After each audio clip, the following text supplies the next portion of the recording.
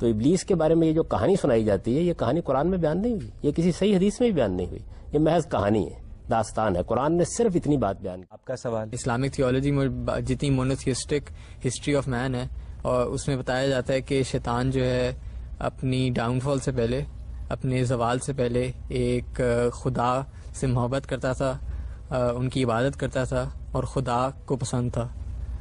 تو اور دوسرا قرآن میں جب اس کی خطا بتائی جاتی ہے تو اس کی صرف ایک خطا یا ایک گناہ بتایا جاتا ہے، جو یہ ہے کہ اس نے خدا کی نافرمانی کی. میرا سوال یہ ہے کہ قرآن میں جب شیطان کہتا ہے کہ میں سجدہ نہیں کروں گا کیونکہ میں اسے بہتر ہوں، تو خدا اس کا انکار نہیں کرتا، نہ اس میں اس کی نفی کی جاتی ہے. تو اگر اس میں کیا یہ خدا کے اینڈ پہ یہ ایک کوئی انجسٹیفائڈ چیز نہیں ہے کہ اس نہ شیطان کو اپنی غلطی کا احساس دلایا گیا؟ دوسرا، جو خدا جو ایک رحیم ہستی ہے، ایک رحمت والی ہستی ہے، انسان کی ہسٹری ایک بے رحمی یا ایک انفرگیون ایکٹ سے شروع ہوتی ہے. تو خدا ایک جو رول ماڈل ہے پوری انسانیت کے لیے، وہ کیا کہتے ہیں پہلے شیطان کو فرگیو نہیں کر سکا تو ہمیں کیا فرگیو کرے گا؟ پہلی بات جو آپ نے فرمائی ہے کہ شیطان خدا سے بہت محبت کرتا تھا، غالباً آپ کا اشارہ ابلیس کی طرف ہے. جی. یعنی میں نے تو واضح کر دیا کہ شیطان ایک ایڈجیکٹو یا اس میں صفت ہے جو انسانوں کے لیے بھی استعمال ہو جاتا ہے، وہ جنوں کے لیے بھی استعمال ہو جاتا ہے، لیکن اگر خاص ابلیس مراد ہے تو ابلیس کے بارے میں یہ جو کہانی سنائی جاتی ہے، یہ کہانی قرآن میں بیان نہیں ہوئی، یہ کسی صحیح حدیث میں بھی بیان نہیں ہوئی، یہ محض کہانی ہے، داستان ہے. قرآن نے صرف اتنی بات بیان کی ہے کہ وہ جنات میں سے تھا. یہ کبھی ہو ہی نہیں سکتا، خلاف عقل ہے کہ یک بیک اتنی بڑی سرکشی کا ارتکاب کر لیا جائے. سرکشی کے پہلے سے جراثیم موجود ہوتے ہیں، اس کے بعد آدمی اس کا ارتکاب کرتا ہے. چنانچہ وہاں بھی اسی طرح ہوا. تو ایک تو اس افسانے کو ذہن سے نکال دیجئے، یہ افسانہ لوگ سناتے ضرور ہیں لیکن اس کی کوئی بنیاد الہامی لٹریچر میں ہے کہ وہ بہت عبادت گزار تھا، وہ 10,000 سجدے یہ سب داستان ہے، کہانی ہے جتنی بھی. قرآن میں کہیں اس کا ادنا درجے میں ذکر نہیں ہے، کسی صحیح حدیث میں بھی اس کا ذکر نہیں ہے. میں تو اسی لیے بار بار نوجوانوں کو توجہ دلاتا ہوں کہ ان کے گھر میں اللہ کی کتاب موجود ہوتی ہے، اس کو نکال کے کبھی پڑھیں تو انہیں معلوم ہو کہ کتنی کہانیاں اور داستانیں ہیں جو ہمارے یہاں مشہور ہو چکی ہیں، درحال کہ اس کی کوئی بنیاد نہیں ہوتی. دوسری چیز یہ ہے کہ جو شیطان نے کیا وہ صرف نافرمانی نہیں ہے، وہ سرکشی ہے. دیکھیے، نافرمانی تو سیدنا آدم علیہ السلام سے بھی ہوئی. سرکشی کا مطلب یہ ہے کہ جب آپ سے ایک غلطی ہو گئی تو غلطی کا پہلی بات تو یہ کہ محرک کیا ہے. آدم کی غلطی کا محرک اللہ تعالیٰ نے یہ بتایا ہے کہ انہیں ترغیب دے گئی کہ اگر آپ یہ غلطی کریں گے جس کو اللہ نے منع کر دیا تھا وہ کام کریں گے تو اس سے آپ کو حیات جاویداں ابدی بادشاہی حاصل ہو جائے گی. یہ ایک اچھی بات ہے جس کی طرف وہ لپکے، یہ اپنی ذات میں بری بات نہیں ہے. شیطان نے یا ابلیس نے جو غلطی کی یا نافرمانی کی، اس کا محرک دیکھیے کیا ہے. اس کا محرک کسی اچھی چیز کو حاصل کرنے کا جذبہ نہیں ہے، انانیت ہے. اس نے جو استدلال کیا وہ یہ تھا کہ مجھے آپ نے آگ سے پیدا کیا ہے، میں ایک برتر مخلوق ہوں، اس کو آپ نے مٹی سے پیدا کیا ہے، یہ ایک کہتر مخلوق ہے، آپ نے اس کے سامنے مجھے سجدہ ریز ہونے کے لیے کیوں کہا. یہ در حقیقت انانیت اور تکبر ہے. انانیت اور تکبر کا ہی چلے اظہار ہو گیا. جس وقت توجہ دلائی گئی کہ یہ تکبر کس کے سامنے کر رہے ہو، عالم کے پروردگار کے سامنے کر رہے ہو، تو آدم کو جب توجہ دلائی گئی تو آپ دیکھیے قرآن کیا کہتا ہے. وہ فوراً توبہ کر کے رجوع کر کے اللہ کی طرف متوجہ ہو گئے اور انہوں نے اللہ تعالیٰ سے درخواست کی کہ ان سے فی الواقع غلطی ہوئی، انہیں معاف کر دیا جائے.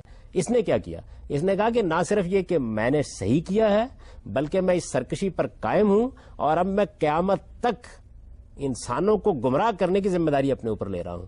اس کے بعد خدا کیا رحمت فرمائے. وہ رحمت مانگنے کب گیا ہے؟ یہ تو آپ کی ہمدردی ہے اس کے ساتھ جو آپ فرما رہے کرتے ہیں. فرشتے نوری مخلوق ہیں، تو ایک نوری مخلوق کس طرح خیر اور شر کا شعور رکھ سکتی ہے؟ اور اگر وہ خیر اور شر کا شعور رکھتی ہے تو کیا وہ شر کرنے کی صلاحیت بھی رکھتی ہے، جبکہ ہم جانتے ہیں کہ نہیں رکھتی؟ دیکھیے، بات یہ ہے کہ خیر اور شر کا شعور تو اللہ تعالیٰ ودیت کرے گا، اس کا کسی کے نوری یا خاکی ہونے سے کوئی تعلق نہیں ہے. یعنی اللہ تعالیٰ جس مخلوق کو چاہے گا خیر اور شر کا شعور دے دے گا، جس کو چاہے گا نہیں دے گا. بہت سے جانوروں کو اس نے خیر اور شر کا شعور نہیں دیا، حالانکہ ان کے اندر زندگی ہے اور وہ بھی بہرحال جبلتوں کے پابند ہیں، لیکن خیر اور شر کا شعور ان کے اندر نہیں ہے. انسان کو خیر اور شر کا شعور دیا گیا ہے، جنات کو دیا گیا، فرشتوں کو بھی دیا گیا ہے. یعنی تینوں مخلوقات خیر اور شر کا شعور رکھتے ہیں، باشعور مخلوقات ہیں. نافرمانی کرنے کی صلاحیت رکھتے ہیں، وہ کرتے نہیں. کیوں نہیں کرتے؟ اس لیے کہ ہمہ وقت خدا کے حضور میں رہتے ہیں. نافرمانی کرنے کی صلاحیت یعنی وہ شجر و حجر کی طرح نہیں ہے کہ صلاحیت ہی نہیں رکھتے، ورنہ تو شرف کیا ہوا ان کا، وہ اللہ کے حضور میں رہتے ہیں، اس وجہ سے کبھی نافرمانی نہیں کرتے۔ یہ بالکل ایسے ہے جیسے انسانوں میں سے جب کسی شخص کو پیغمبری کے منصب پر فائز کر دیا جاتا ہے تو پھر وہ خدا کے حضور میں ہوتا ہے اور آپ دیکھتے ہیں کہ اس سے غلطی نہیں ہوتی۔ کیا ہمیں اسلامی روایات میں بھی شیطان کی کوئی مورفولوجیکل ڈیٹیلز ملتی ہیں؟ بالکل ایسی کوئی چیز نہیں ملتی۔ یہ اصل میں عام طور پر جو وہم پرست قومیں ہیں ان کے اندر یہ خیالات پیدا ہو جاتے ہیں اور پھر وہ اپنی ذہنی تصویروں کو اس طریقے سے بیان کرتے ہیں۔ یعنی دیکھیے نا، قرآن مجید نے یہ بتایا ہے کہ ابلیس جنات میں سے تھا۔ جنات ایک اللہ تعالیٰ کی مخلوق ہے، تو جب اللہ تعالیٰ نے کسی ایک مخلوق کو پیدا کیا، جیسے انسانوں کو پیدا کیا، جیسے جانوروں کو پیدا کیا، اس میں سے کوئی شیطنت اختیار کرے گا تو اس کا ایک مجسم وجود تو ہوگا۔ اب سب یہ ایک بڑے مزے کی سچویشن سامنے آتی ہے کہ اگر ابلیس ایک جن تھا تو وہ کن دو جنوں کی اولاد تھا، اور اگر وہ خود پہلا جن تھا تو اس کی زوجہ کون تھی اور اس کی اولاد میں سے مسلمان جن کیسے ہو سکتے ہیں؟ نہیں تو میری ملاقات ہوگی تو میں پوچھوں گا اس سے، یہ سارے سوالات پھر ہی معلوم ہو سکے گا۔ دیکھیں بات یہ ہے کہ اس وقت دنیا کے اندر انسانوں کا آپ جائزہ لیں، آدم و حوا سے انسانیت کی ابتدا ہوئی ہے۔ ظاہر بات ہے کہ یہ تو آپ کسی طرح بھی نہیں مان سکتے کہ جو اولاد کا سلسلہ اب چل رہا ہے یہ ہمیشہ سے چلتا رہا ہوگا، کہیں سے تو ابتدا ہوگی نا۔ تو اس وجہ سے قرآن نے ہم کو یہ بتایا کہ پہلے مرحلے میں زمین کا پیٹ ہی ماں کا پیٹ بنا ہے، اس کے اندر سے انسانوں کو پیدا کیا گیا، انسانوں کو کیا سب مخلوقات کو پیدا کیا گیا ہے۔ پھر اللہ تعالیٰ نے ایک لمبے عرصے کے بعد ہزاروں سال تک مخلوقات اس طرح سے پیدا ہوتی رہیں، ان کے اندر سے بعض مخلوقات کو اتنا ڈیولپ کر دیا کہ ان کے اندر اپنی نسل خود پیدا کرنے کی صلاحیت پیدا ہو گئی۔ اس کو قرآن نے لفظوں میں بیان کر دیا۔ دیکھیے قرآن کے الفاظ یہ ہیں، بدا خلق الانسان من طین ثم جعل نسلہ من سلالۃ من ماء مہین۔ ہم نے انسان کو پہلے مرحلے میں براہ راست گارے اور مٹی سے پیدا کیا، زمین کے پیٹ سے وہ نمودار ہوا، پھر اس کے بعد ایک لمبے عرصے تک ہم نے اسی صورت میں اس کو درست کرنا شروع کیا، پھر جب وہ بالکل درست ہو گیا تو اب ہم نے دوسرے مرحلے میں اپنی نسل خود پیدا کرنے کی صلاحیت۔ اس طرح تو آپ ایوولوشن کی تائید نہیں کر رہے۔ ایوولوشن کے دو پہلو ہیں، ایک ایوولوشن کا پہلو وہ ہے جس کو ڈارون نے پیش کیا، جہاں ایک خلیے سے پھر تمام مخلوقات وجود میں آتی چلی گئی ہیں، وہ تو اب تک ایک نظریہ ہے، اس کبھی حقائق کی میزان میں پورا نہیں اتر سکا، علم و عقل کبھی بھی اس کی تائید میں کچھ بھی فراہم نہیں کر سکے، بلکہ اب تو جو فاسلز کے نئے ریکارڈ دریافت ہو رہے ہیں وہ بتدریج اس کی نفی کرتے چلے جا رہے ہیں۔ ایک ارتقاء کا تصور ہوا ہے جو قرآن پیش کرتا ہے، اور وہ تصور یہ ہے کہ پہلے مرحلے میں جب مخلوقات کو پیدا کیا گیا تو زمین کے پیٹ سے وہ پیدا ہوتی رہیں اور پیدا ہونے کا عمل پھر ہزاروں سال پر ہوا اور تمام انواع الگ الگ وجود میں پذیر ہوئی، نہ کہ کسی ایک نوع سے تمام انواع پھوٹی ہیں۔ میں تو جب قرآن کی روشنی میں غور کرتا ہوں تو مجھے بالکل صاف واضح ہو جاتا ہے کہ آدم و حوا کی پیدائش جس طرح ٹوین پیدا ہوتے ہیں بالکل اسی طرح زمین کے پیٹ سے ہوئی ہے، اسی وجہ سے پسلی سے پیدا ہونے کی قدیم تعبیر اختیار کر لی۔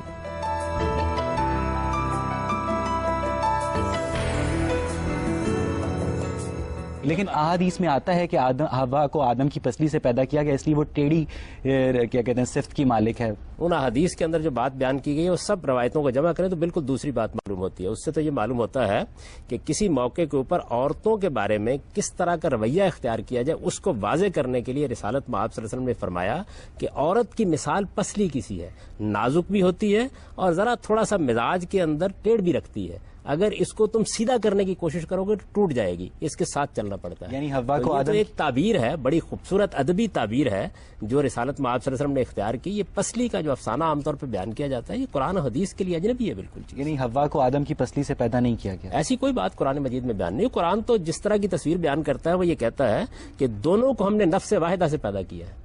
قرآن مجید کے اپنے الفاظ یہ ہیں کہ اے لوگوں اس خدا کا تقوی اختیار کرو جس نے تمہیں ایک جان سے پیدا کیا، اور پھر یہ کہا ہے کہ ان کے اندر سے جوڑا بنایا ان کا، یعنی آدم کو بھی اسی جان سے پیدا کیا، حوا کو بھی اسی جان سے پیدا کیا، یعنی جو انسانی زندگی کی اصل حقیقت ہے اس کو بیان کرتا ہے۔ یہ نہیں کہتا کہ وہ جان کون سی تھی جس سے پیدا کیا جوڑے کو، ایک جان سے جوڑا پیدا کیا گیا، وہ جان کیا ہے، جان سے کیا مراد ہے؟ یہ بات یہ ہے کہ اس وقت بھی یہ ایک قطرہ آب ہوتا ہے جس کے اندر سے عورت بھی بنتی ہے اور مرد بھی بنتا ہے، لیکن ایک قطرے سے ایک مرد اور ایک عورت بیک وقت نہیں بن سکتے۔ نہیں، دیکھیے بات یہ ہے ایک قطرے کے اندر خصوصیات کیا ہے، اصل بات تو یہ ہے اللہ تعالیٰ نے جو ابتدائی زندگی پیدا کی ہے اس ابتدائی زندگی بارے میں ہمیں وہ بتاتا ہے کہ اس دنیا کے اندر یہ جو تمہیں زمین نظر آ رہی اسی کو ہم نے ماں کے پیٹ کی طریقے سے انسانوں کی اور دوسری مخلوقات کی تخلیق کا محور بنا لیا، اس کے اندر سے یہ سب پیدا ہوئے۔ تو نفس واحدہ کا مطلب جو ہے وہ قطرہ آب نہیں ہے، یہ تو میں نے سمجھانے کے لیے ایک مثال آپ کے سامنے واضح کی، یعنی ایک جان سے پیدا کیا، ان کی شخصیت ایک ہے، ان کی شخصیت میں کوئی فرق نہیں ہے، یہ نہیں ہے کہ ایک اصل ہے اور دوسرا اس کا ضمنی وجود ہے، بلکہ ایک ہی جان، ایک ہی شخصیت، ایک ہی حقیقت ہے جس سے ان کو وجود پذیر کیا۔ یار آپ پوچھو. ہاں جی، میرا سوال یہ ہے کہ اگر شیطان کو قیامت تک جو ہے وہ انسان کو بہکانے کی چھوٹ دی گئی ہے تو رمضان میں اسے کیوں قید کر دیا جاتا ہے؟ اللہ تعالیٰ انسان کے نفس کے اور انسان کے دل کے اوپر کیوں نہیں مہر لگا دیتا بجائے کہ وہ شیطان کو قید کر دیتا ہے؟ اس کی کیا ریئلٹی ہے، کیا حقیقت ہے؟ شیطان کو جو مہلت دی گئی ہے وہ مہلت تو قیامت تک اس لیے برقرار رہنی چاہیے کہ انسان کو جو مہلت دی گئی ہے وہ قیامت تک برقرار ہے. یعنی انسان کے ساتھ معاملہ یہ نہیں کیا گیا کہ ایک خاص دور کے بعد اب انسان سے اختیار چھین لیا جائے گا. قیامت تک جتنے انسان پیدا ہوں گے ان سب کے پاس ارادہ بھی ہے، ان سب کے پاس اختیار بھی ہے. جب ارادہ و اختیار ہے تو اپنا ارادہ و اختیار استعمال کریں گے. ارادہ و اختیار اچھا بھی استعمال کریں گے، برا بھی استعمال کریں گے. برا استعمال کریں گے تو اس پر انسانوں میں سے جو لوگ سرکش ہو چکے ہیں وہ بھی اثر انداز ہوں گے، جو جنات میں سے سرکش ہو چکے ہیں وہ بھی اثر انداز ہوں گے. یہ اثر انداز ہونے کا عمل بعد کے زمانے میں ہوتا ہے. اب یہ دیکھیے کہ یہ جو بعد کا عمل ہے اس کو اللہ تعالیٰ روک بھی دیتے ہیں بعض اوقات. چنانچہ رمضان کے مہینے میں بعد کا عمل روکا جاتا ہے. آپ کے نفس کو روک دیا جائے تو پھر تو آزمائش ہی ختم ہو گئی، امتحان ہی ختم ہو گیا. یعنی ایک سپورٹ کھینچ لی جاتی ہے، جو برائی کے حق میں موجود ہے وہ کھینچ لی جاتی ہے، لیکن جو اچھائی کے حق میں سپورٹ ہے یعنی فرشتوں کی سکینت وہ رمضان میں بھی باقی رہتی ہے. اسلام میں ڈفرینٹ فرقے ہیں جو ڈفرینٹ کنسیپٹ دیتے ہیں اسلام کے بارے میں، تو ہم اپنے شعور کو استعمال کر کے کیسے ڈیسائیڈ کر سکتے ہیں کہ کون ٹھیک ہے؟ یہ بات یہ ہے کہ یہ جو سیکٹس یا فرقے ہیں یہ وجود میں کیسے آئے؟ شعور کو استعمال کرنے سے آئے. یعنی انسان اپنے شعور کو استعمال کرتا ہے تو کسی چیز کو سمجھنا چاہتا ہے تو اس میں غلطی بھی کھا جاتا ہے. بعض اوقات نیک نیتی سے غلطی کھاتا ہے، بعض اوقات تعصب کی وجہ سے غلطی کرتا ہے، بعض اوقات جذبات سے مغلوب ہو کے غلطی کرتا ہے. تو آپ اپنے شعوری سے اس کی غلطی اس پر واضح بھی کرتے ہیں. یعنی یہ فرقے اور یہ جو گروہ آپ کے ہاں بنے ہوئے ہیں یہ اس وقت ایک مصیبت بنتے ہیں جس وقت تعصبات میں مبتلا ہو جاتے ہیں. ورنہ انسان سوچتا ہے تو اس میں مختلف زاویہ نظر وجود میں آ جاتے ہیں. ابھی دیکھیے ہم سب لوگ بات کر رہے ہیں، ہم انسان ہیں، ہمارے مابین بہت سی چیزوں میں اختلاف ہوگا، تو یہ کیا کوئی قابل مذمت چیز ہے؟ یہی تو انسان کا شرف ہے. جب آپ اس اختلاف کو اپنے تعصب کی وجہ سے چھوڑنے کے لیے تیار نہیں ہوتے، سرکشی پر اتر آتے ہیں، صحیح بات بھی نہیں سنتے کسی دوسرے کی اور باہمی احترام کے جذبے سے خالی ہو جاتے ہیں، تب یہ خرابی کا باعث بنتا ہے. تو انسان کا شعور ہی ہے جس کو استعمال کر کے مختلف آراء بنتی ہیں، اس سے پھر مختلف گروہ وجود میں آتے ہیں. انسان کا شعور ہی ہے جس کو استعمال کر کے آپ ان گروہوں کی غلطی بھی واضح کر سکتے ہیں.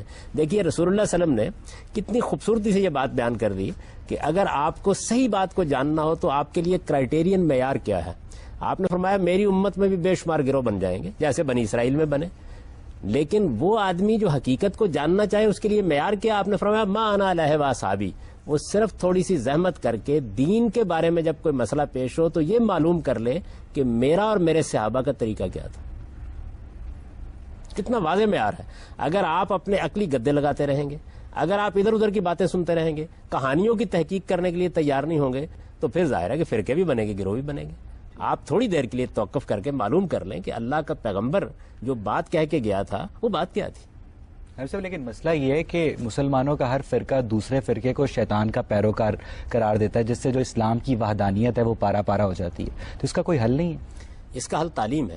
دیکھیے یہ کیوں کرتے ہیں لوگ، اس کی وجہ یہ ہے کہ ہمارے اوپر جہالت کا غلبہ ہو چکا ہے. مسلمانوں کا بنیادی مسئلہ، ہمارے ہاں تو لوگ بہت سیاسی مسائل بیان کرتے ہیں، کوئی فلسطین کا مسئلہ بیان کرے گا، کشمیر کا مسئلہ، کوئی امریکہ کو گالیاں دے گا، کسی کو. اصل میں ہمارا مسئلہ کیا ہے؟ ہمارا مسئلہ غربت اور جہالت ہے. غربت اور جہالت کے خلاف اگر ہم جنگ نہیں کرتے، جہاد نہیں کرتے تو اسی طرح کی پستی میں گرے رہیں گے. آپ جب لوگوں کو تعلیم دیتے ہیں تو ان کے اندر رفت پیدا ہوتی ہے، وہ اختلافات کے اسباب سمجھتے ہیں، پھر وہ اس کے بعد میوچل ریسپیکٹ کے ساتھ، باہمی احترام کے ساتھ. فرقے تو پھر بھی نہیں ختم ہوئے نا؟ نہیں، فرقے ختم ہو جاتے ہیں، مکاتب فکر رہ جاتے ہیں. جس وقت آپ تعلیم عام کر دیتے ہیں تو اس کے بعد یعنی مغرب میں آپ یہ دیکھیے کہ فلسفے میں، سائنس میں کیا نقطہ ہے نظر ختم ہو گئے. ایسا نہیں ہے، ایسی فضا بن گئی ہے کہ لوگ ایک دوسرے کو گالیاں نہیں دیتے، ایک دوسرے کی بات سنتے ہیں، باہمی احترام کے ساتھ ایک دوسرے کی بات سنتے ہیں. میں آپ سے اختلاف کر رہا ہوں، اختلاف کرنے کے بعد ہم ہنستے ہوئے اٹھ کے چلے جائیں، ایک چائے کے کپ پہ اکٹھے ہوں، اختلاف کریں اور یہ کہہ کے اٹھ جائیں کہ ہم اختلاف کرنے کے لیے بیٹھے تھے، نہیں اطمینان ہوا، نہیں اتفاق ہوا، کیا فرق پڑتا ہے؟ تو اگر ہمارے اندر یہ تعلیم اور تربیت پیدا ہو جائے. اس وقت صورتحال کیا ہے؟ اس وقت صورتحال یہ ہے کہ شیطان نے بھی تو اختلاف ہی کیا تھا نا. نہیں، شیطان نے اختلاف نہیں کیا، سرکشی کی ہے. یعنی اختلاف تو اس وقت تک تھا کہ اس نے ایک سوال کر لیا.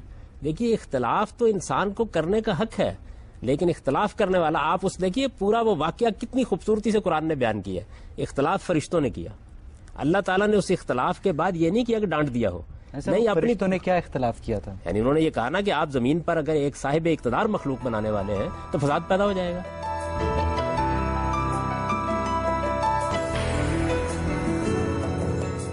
غام صاحب یہ بھی تو کہا جاتا ہے کہ شیاطین کو انسان سے 2000 سال پہلے بنایا گیا تھا اور وہ بھی صاحب ارادہ اور صاحب اختیار تھے، تو کیا انہوں نے فساد کریٹ نہیں کیا جتنا انسانوں نے کیا؟ بات یہ کہ جنات کے اندر بھی فساد پیدا ہوا اور فرشتوں کے سامنے ان کی بھی تصویر موجود تھی. وہ یہ جانتے تھے کہ ان کے اندر بھی فساد کے آثار موجود ہیں، لیکن کیوں ہے؟ اس لیے کہ ارادہ و اختیار دیا گیا ہے.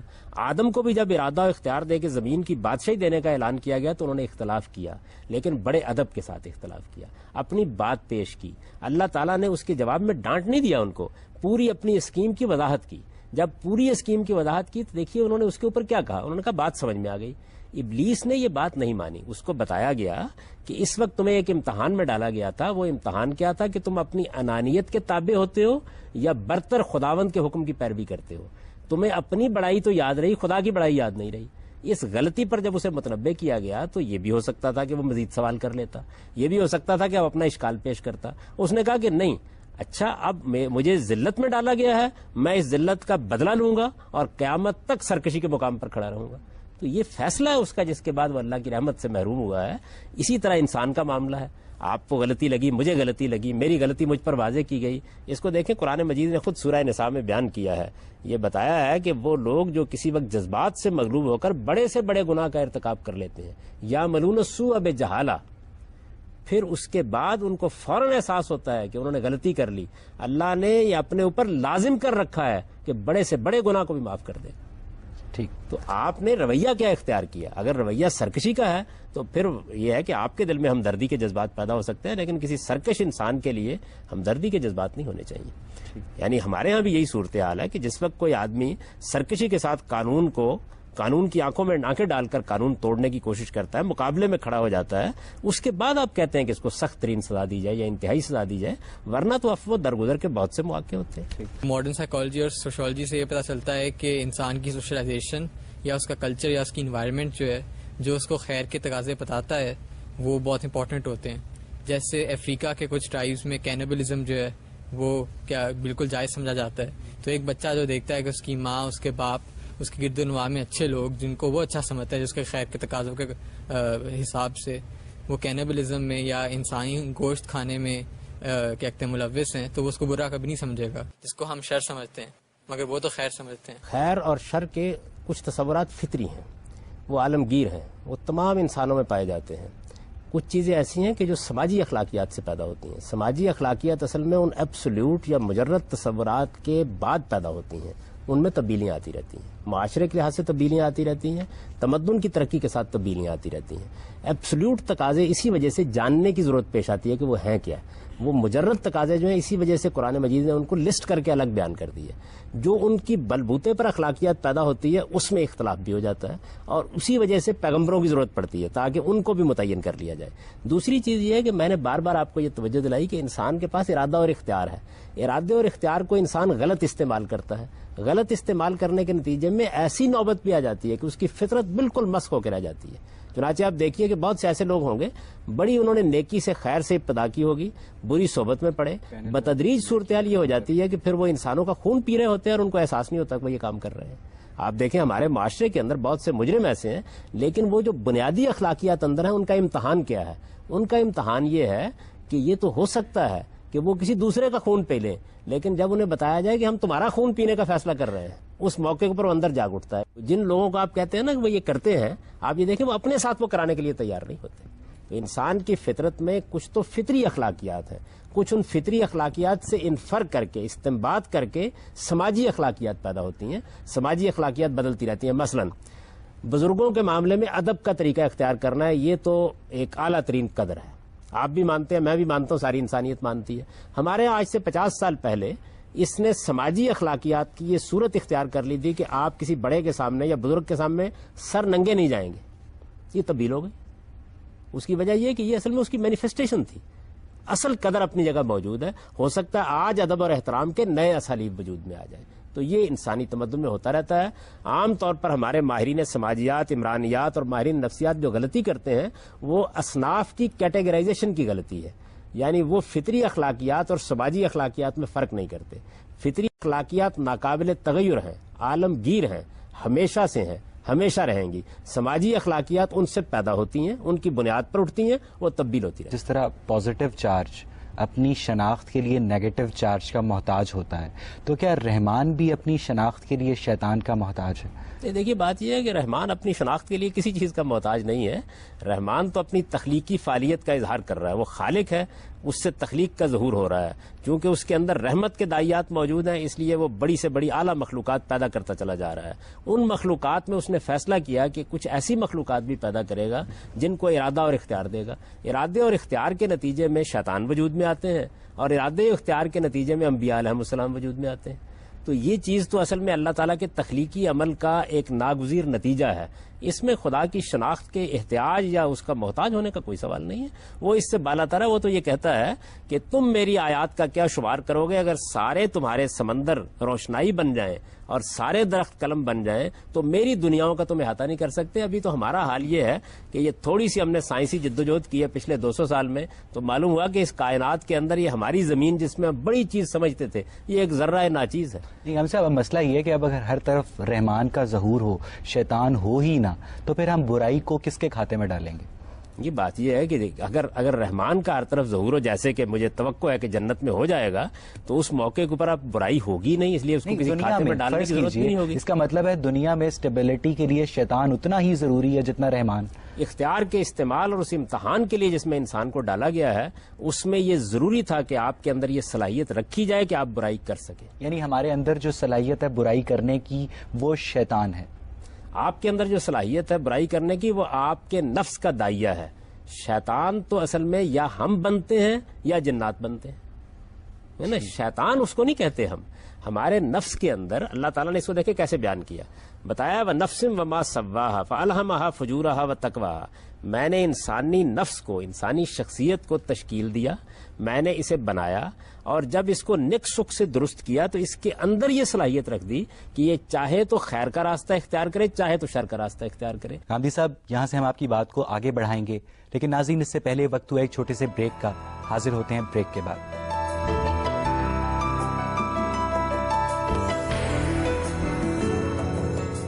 برائی کرنے کے لیے ہمیشہ شیطان کی سپورٹ کی ضرورت ہے, یا صرف جو اس کا ارادہ ہے, جیسے کہ آپ نے کہا کہ آپ برا ارادہ کر لیں, تو کیا وہ صرف اس کے ذریعے وہ برا عمل کر سکتا ہے, یا اسے شیطان کی ضرورت ہوتی ہے؟ اس کا بہت اچھا موقع اس وقت ملتا ہے جب آپ رمضان کے مہینے میں برائی کرتے ہیں. دیکھیے اللہ تعالیٰ کہتے ہیں کہ میں شیطان کو تو بند کر دیتا ہوں, جنات کو میں کسی قسم کے بھی وسوسے ڈالنے سے روک دیتا ہوں, اس کے باوجود برائی ہوتی ہے. تو اس کا مطلب یہ ہے کہ برائی کا منبع اور شر کا منبع خود آپ کا ارادہ و اختیار ہے.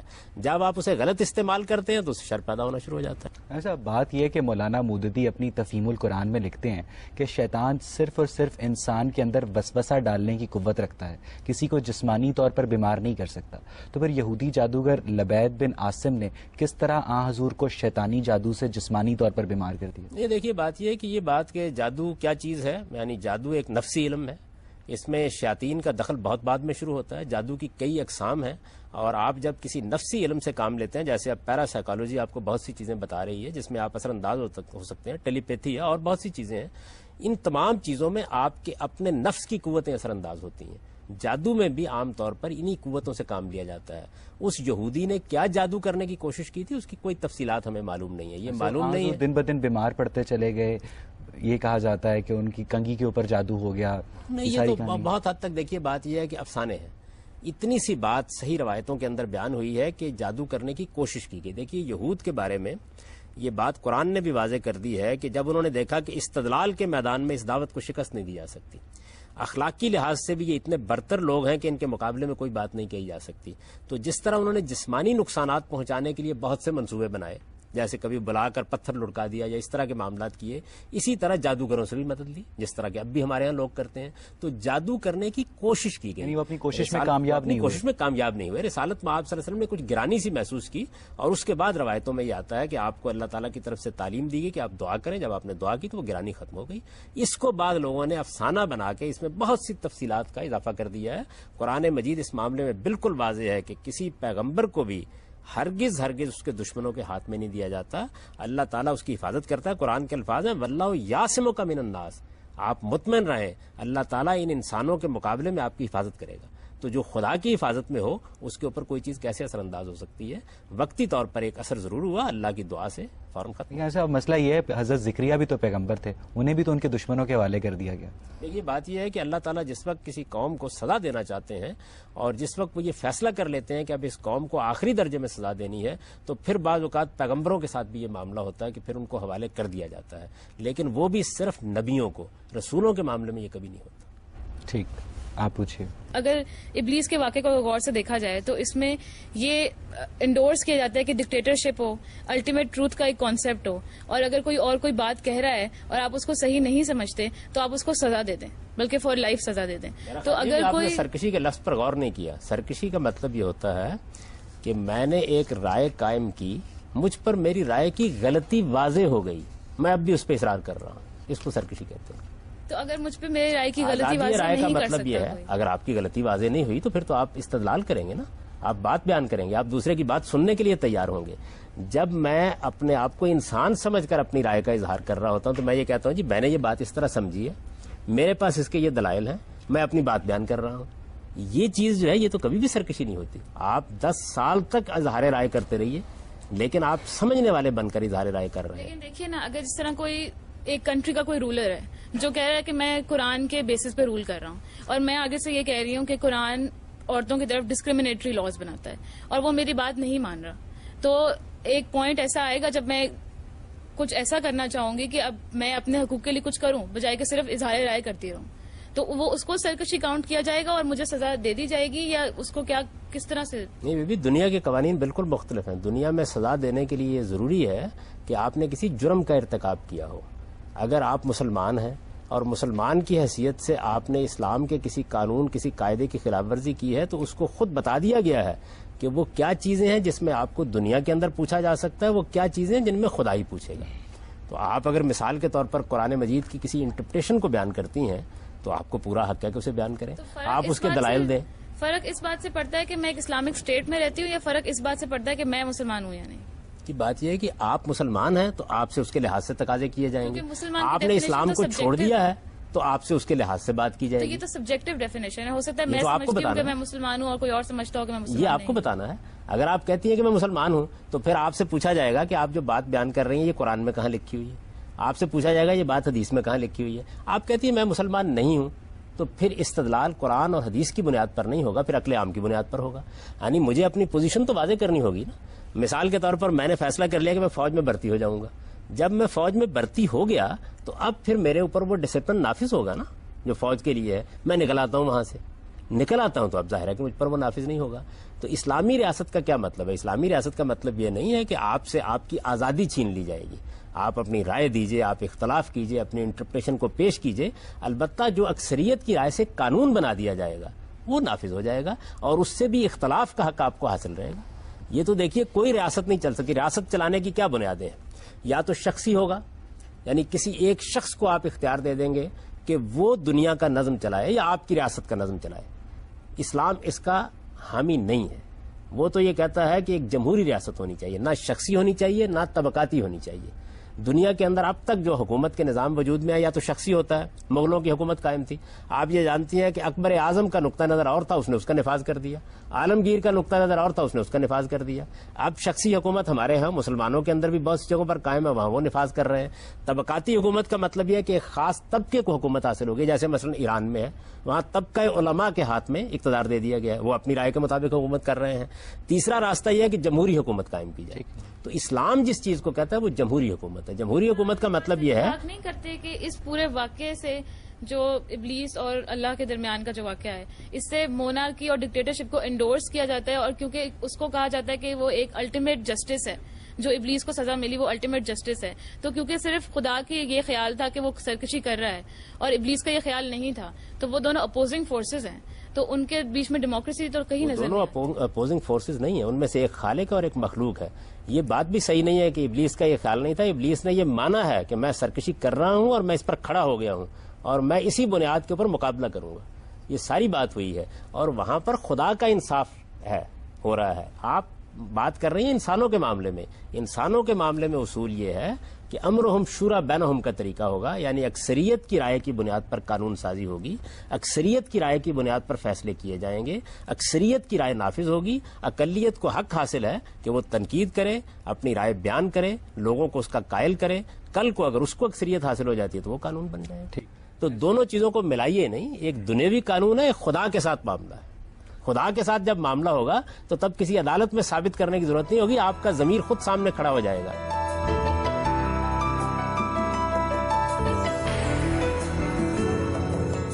چاہے انسان خیر کا رستہ اختیار کرے, چاہے انسان شر کا رستہ اختیار کرے, تو پھر شیطان تو پھر اس کا وجود تو بے معنی ہو جاتا ہے. ابلیس کو تو پھر ریٹائر ہو جانا چاہیے. دیکھیے بات یہ ہے کہ جس وقت آپ خیر یا شر کا راستہ اختیار کرتے ہیں تو اس کے بعد انسانوں کے اندر سے بہت سے لوگ آپ پر اثر انداز ہونا شروع ہو جاتے ہیں. ان کو آپ کیا نام دیں گے؟ شیطانی کا نام دیں گے. ان کے اوپر بھی تو خیر اور شر اثر انداز ہو رہا ہے نا. دیکھیے آپ شیطان کے ذمہ سب کچھ کیوں لگاتے ہیں؟ یعنی شر کا منبع شیطان نہیں ہے. شیطان تو خود نفس کے اندر پیدا ہونے والے میلانات کے غلط استعمال کے نتیجے میں شیطان بنا ہے. میں نے آپ کو بتایا کہ ہم انسانوں کے بارے میں کہتے ہیں کہ یہ شیطان ہو چکا ہے. اب تو اس کو کس نے شیطان بنایا؟ اس کے نفس کے میلانات نے. ابتدا تو ہمیشہ وہاں سے ہوگی, یعنی اس کے اندر جو خیر و شر کی صلاحیت ابلیس اس پہ اثر انداز نہیں ہو رہا. ابلیس بعد میں اثر انداز ہوگا. یعنی پہلے مرحلے میں تو انسان فیصلہ کرتا ہے. با ارادہ با شعور مخلوق ہونے کا مطلب ہی یہ ہے کہ فیصلہ مجھے کرنا ہے. آپ جائزہ لیں اس بات کا کہ شر کیسے وجود میں آتا ہے. ہمیشہ یا خواہش کا غلبہ ہوگا, یا رغبت کا غلبہ ہوگا, یا جذبات کا غلبہ ہوگا, یا تعصب کا غلبہ ہوگا. ہو نہیں سکتا اس کے بغیر. تو پہلے مرحلے میں تو آپ کے اندر شر پیدا ہوا. جب آپ نے شر کو پیدا کر لیا تو اب دوسرے اثر انداز ہوئے. تو شیطان شر کا منبع نہیں ہے. شر کا منبع اختیار اور ارادے کی صلاحیت ہے جو آپ کے اندر دی گئی. شیطان پھر یہاں پہ کیوں وجود میں ہے؟ جب اللہ تعالیٰ نے انسان کے اندر نفس کریٹ کر دی تھی تو شر بھی اللہ تعالیٰ نے بنایا. اگر شر اللہ تعالیٰ نے نہ بنا کے بھیجا ہوتا تو امتحان کس چیز کے درمیان ہو؟ اللہ نے شر نہیں بنایا, اللہ نے آپ کو اختیار دیا. اختیار دینے کے بعد آپ اسے استعمال کریں گے. لفظ اختیار پر غور کیجئے. اختیار کا مطلب ہی یہ ہے کہ وہ غلط بھی استعمال ہو سکتا ہے, صحیح بھی استعمال ہو سکتا ہے. اگر آپ صرف صحیح کام کریں تو اختیار کیا ہوا؟ تو اختیار سے شر پیدا ہوتا ہے. اللہ تعالیٰ کو شر بنانے کی کیا ضرورت ہے؟ اللہ نے تو ایک بڑی اعلیٰ مخلوق بنائی انسان کی صورت میں. اس کو شعور دیا, اس کو ارادہ دیا, اس کو عقل دی, اس کو جذبات دیے, اس کو شاعری کرنے کی صلاحیت دی, اس کو ادب تخلیق کرنے کی صلاحیت دی, اس کو ایسٹیٹک سینس دی, اس کے اندر جمالیات کی اس پیدا کی. اللہ نے تو کمال کر دیا. لیکن آپ کو اختیار دیا, اختیار کو استعمال آپ نے کرنا ہے. آپ غلط استعمال کرتے ہیں. شر اگر ہم کریٹ کرتے ہیں تو آلریڈی ہے یہاں پہ. اگر بجلی ہم نے بنائی تو آلریڈی مطلب وہ تھی اس دنیا میں. آپ دو باتوں کو ملا رہے ہیں. بجلی ایک چیز ہے جس کو آپ نے دریافت کیا ہے. دریافت کی ہے تو آپ نے, آپ کو جو چیز دی گئی, آپ نے شر دریافت نہیں کیا. ایسا نہیں کہیں پایا جاتا تھا آپ نے دریافت کیا ہے. آپ کو اختیار دیا تھا, آپ نے اس کو استعمال کیا, شر وجود میں آ گیا. بات یہ ہے کہ ابلیس ایک ذی ارادہ شخصیت ہے. اب فرض کریں وہ قیامت سے پہلے ارادہ کر لیتا ہے کہ میں توبہ کر لیتا ہوں, اور اب توبہ کا دروازہ ہمیشہ کھلا ہے, تو پھر کیا ہوگا ہم سب؟ یہ بات یہ ہے کہ اگر وہ ایسا کر لے گا تو اللہ تعالیٰ اپنے قانون کے مطابق جو فیصلہ مناسب سمجھیں گے کر لیں گے. ایک مفروضہ ہے نا جو آپ ایک مفروضہ ہے نا آپ نے قائم کیا. ہم سے پھر اس کو بخش دیا جائے گا. یہ بات یہ ہے کہ میں تو کوئی فیصلہ کرنے کی پوزیشن میں اس لیے نہیں ہوں کہ اس کے پہلے جرائم کتنے ہیں اس کے لحاظ سے ہی معاملہ کیا جائے گا نا. ہر توبہ لازم نہیں ہے کہ آپ کے پچھلے جرائم کی تلافی کے بغیر آپ کو صاف صاف جنت میں پہنچا دے. مثال کے طور پر ایک آدمی نے قتل کیے ہیں, ایک آدمی نے انسانوں کے ساتھ ظلم کیا ہے, ان کا مال لوٹا ہے, وہ اس کی تلافی تو کرتا نہیں, تو توبہ آپ کس کو کہتے ہیں؟ یعنی یہ کوئی آسان کام ہے کہ ایک شخص انسانوں کو بہکانے اور خدا کے مقابل میں کھڑا کرنے پر صدیاں گزار دے, بے شمار انسان دنیا سے رخصت ہو جائے, وہ اس کے تمام تیروں کے ترکش سے جتنے تیر نکلے ہوں ان کا ہدف بن کے رخصت ہوئے ہوں, اور اس کے بعد وہ یک کہ توبہ. توبہ کوئی الفاظ کا مجموعہ نہیں ہے. آپ کو اگر انسانوں کی حیثیت سے بھی کسی وقت حقوق العباد کے معاملے میں توبہ کرنی ہو تو وہ محض توبہ کا لفظ ادا کرنے سے نہیں ہوتی, آپ کو تلافی کرنی پڑے گی. اگر آپ نے کسی کا مال لوٹا ہے تو واپس کرنا پڑے گا, کسی کو قتل کیا تو اس سے معافی مانگنی پڑے گی. ابلیس فرض کریں توبہ کر لیتا ہے, وہ ایک عرصے تک اپنے گناہوں کی سزا جہنم میں بھی کاٹ لیتا ہے, تو الٹیمیٹلی کیا اسے داخل جنت کر لیا جائے گا؟ اگر وہ واقعی توبہ کر لیتا ہے, آپ کی بات میں اگر تھوڑی دیر کے لیے مان لوں اور اللہ اس کے بارے میں یہ فیصلہ کرے کہ اس کو سزا دے کر نکال لیا جائے, تو وہ فیصلہ کرنے کا حق رکھتا ہے. خلاف انصاف نہیں ہے, لیکن یہ ایک مفروضہ ہے جس پر آپ سوال کر رہے ہیں. دیکھیے بات یہ ہے کہ اللہ تعالیٰ جو کچھ کریں گے انصاف کے ساتھ کریں گے. انہوں نے یہ بتا دیا کہ ظلم کسی حال میں نہیں ہوگا, کسی مخلوق پر بھی وہ ظلم نہیں کرتے, بلکہ اپنے بارے میں یہ کہتے ہیں کہ ما انا بظلام للعبید, میں اپنے بندوں پر ادنا درجے میں بھی کوئی ظلم کرنے والا نہیں. ایک آگ ہے, ہم جانتے ہیں کہ میٹر کے باہمی کیمیکل ریئیکشن سے پیدا ہوتی ہے, اس لیے آگ کاز نہیں افیکٹ ہے. تو آگ تخلیق ہے، تو آگ پھر کس طرح شیطان اور جنوں کا کاز ہو سکتی ہے؟ نہیں، وہ مادہ تخلیق ہے. جس طرح میرا مادہ تخلیق جو ہے وہ مادے کی جو ٹھوس چیزیں ہیں. آپ نے تجزیہ کیا نا انسان کا تو معلوم ہوا کہ اس کے اندر اتنی کیلشیم ہے، لیکن اس کے اندر اتنا لوہا ہے. مٹی کہاں ہے؟ مٹی کہاں ہے؟ انسان کہتے ہیں نا کہ مٹی سے بنا، کیسے بنا؟ کہتے ہیں مٹی سے، اس لیے کہتے ہیں مٹی سے کہ اس زمین کے جو اجزاء ہیں، یہ ٹھوس مادی زمین کے جو اجزاء ہیں وہی انسان کے اندر پائے جاتے ہیں. اور آگ کے اجزاء جنوں میں پائے جاتے ہیں، شاید یعنی وہ مادہ تخلیق ہے. دیکھیے نا، مادہ تخلیق کا مطلب یہ ہوتا ہے کہ آپ نے لوہا پکڑا، اس سے آپ نے تلوار بنا دی، لوہا پکڑا اس سے آپ نے چاقو بنا دیا، لوہا پکڑا اس سے آپ نے جہاز بنا دیا. تو مادہ تخلیق کیا ہے آپ کا؟ مادہ تخلیق یہ ٹھوس مادی چیزیں ہیں، یا ان کی انرجی کی فارم ہے، یا لائٹ کی فارم ہے. اس وقت آپ نے جو مادی کائنات کا مطالعہ کیا ہے تو ان تینوں چیزوں کو دریافت کیا. یعنی مادہ ان تینوں حالتوں میں ہوتا ہے. ان تینوں حالتوں سے اللہ تعالیٰ نے 3 مخلوقات بنا دی. ایسا اب آخری سوال یہ ہے کہ خدا، شیطان اور انسان ایک ٹرائی اینگل بنتا ہے. اس ٹرائی اینگل کو آپ نے کس طرح سمجھا، اس کے باہمی روابط کو؟ میرے خیال کے مطابق تو کوئی مثلث نہیں ہے. خدا خالق ہے اور ہم سب اس کی مخلوقات ہیں. ان مخلوقات میں فرشتے بھی ہیں، ان میں جنات بھی ہیں، ان میں انسان بھی ہیں. انسانوں کے اندر بھی نیک موجود ہیں، جنوں کے اندر بھی نیکوکار موجود ہیں. ہمارے اندر بھی غلطیاں کرنے والے موجود ہیں، ان کے اندر بھی غلطیاں کرنے والے موجود ہیں. ہمارے اندر بھی سرکش ہو کر کچھ شیطان بن جاتے ہیں، ان کے اندر بھی سرکش ہو کر کچھ شیطان بن گئے. یعنی یہ یوں تو نہیں ہے کہ یہ تینوں کی تینوں برتر قوتیں ہیں جو ایک مثلث کے زاویے بنا رہی ہیں. وہ خالق ہے، اس نے انسان کو ارادہ دیا، اس نے جنات کو بھی ارادہ دیا. 2 مخلوقات ہیں. ایک مخلوق کو ہم دیکھ رہے ہیں اپنی آنکھوں کے سامنے، ایک کے بارے میں ہمیں اطلاع دے دی گئی ہے. اور جانوروں کو ہم دیکھ رہے ہیں کہ انہیں ارادہ و اختیار نہیں دیا گیا. یعنی کتنی مخلوقات ہیں جن کو ہم نے دیکھا، دریافت کیا. جراثیم کے بارے میں کوئی جانتا ہی نہیں تھا، خوردبین ایجاد ہوئی تو معلوم ہوا وہ بھی ایک مخلوق ہے. اور ہزاروں لاکھوں کروڑوں کی تعداد میں خود ہمارے اوپر رینگ رہی ہوتی ہے. لیکن جب تک وہ ہمارے پاس اسباب نہیں پیدا ہوئے کہ اس کو دیکھ سکیں، ہم نہیں دیکھ سکے اس کو. اسی طرح کا معاملہ انسان اپنے حاضر علم میں گرفتار ہو جاتا ہے. تو جس طریقے سے آپ کو خوردبین کے نیچے لے جا کر بتایا جاتا ہے کہ دیکھیے ایک اور مخلوق بھی پائی جاتی ہے، اسی طرح اللہ تعالیٰ قرآن مجید میں یہ بتا رہے ہیں کہ ایک اور مخلوق جنات کی صورت میں پائی جاتی ہے. اس کا مادہ تخلیق آگ ہے، انرجی ہے، اور اس کے تحت وہ وجود میں آتی ہے. اس کے اندر بھی وہی صفات ہیں جو انسانوں کے اندر ہیں، ارادہ بھی ہے، اختیار بھی ہے، غلط بھی استعمال کرتی ہے، صحیح بھی استعمال کرتی ہے. آپ سورہ جن قرآن مجید کی پڑھیے، اس میں بتایا گیا ہے کہ جنات نے خود یہ بتایا کہ ہمارے اندر بڑے نیکوکار، اللہ کو ماننے والے، پیغمبروں کی دعوت پر ایمان رکھنے والے موجود ہیں، اور ہمارے اندر سرکش بھی موجود. خدا فرشتوں کو مخاطب کر کے شیطان کے متعلق کہتا ہے کہ پستی فطرت نے سکھلائی ہے، یہ تیری مشیت میں نہ تھا میرا سجود. دے رہا ہے اپنی آزادی کو مجبوری کا نام، ظالم اپنے شعلہ سوزاں کو خود کہتا ہے دودھ.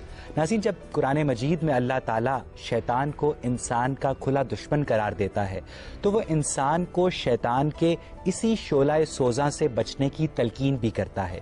اور اب یہ انسان پہ ہے کہ یا تو وہ رحمان کے رستے پہ چل کر جنت کا طلبگار ہو، یا شیطان کا پیروکار بن کے دوزخ کا حقدار ہو.